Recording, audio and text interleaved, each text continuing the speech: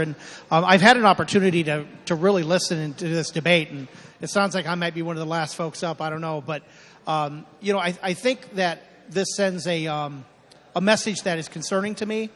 In a time when we have so many problems between law enforcement and constituents, and this is happening all over the country, I'm not sure that trying to get police officers to disengage is necessarily the answer. It's like saying, well, if we're worried about something happening, well, we're just not going to enforce that law or that ordinance or whatever it is. And I think it's going to be very difficult. You take a place like Hartford that's densely populated, and those lines, to the next town over, like West Hartford, it's almost a residential neighborhood.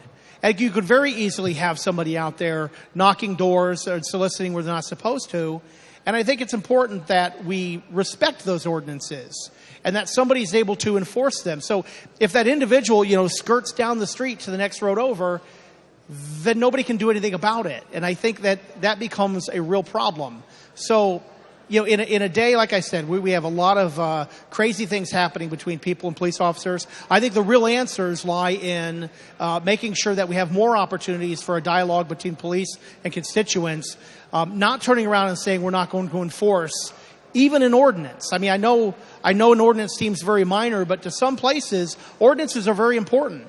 You go to Reading, Connecticut, one of the areas that I represent. If you have somebody driving through there with those big pipes on a motorcycle, I mean, it's a real annoyance to a lot of people.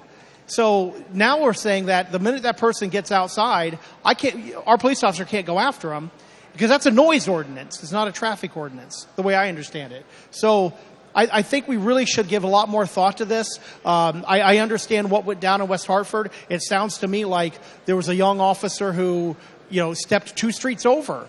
I mean, the line was very small. So I really think we need to give more thought to this, and I will not be supporting this as we move forward today. Thank you, Madam Speaker.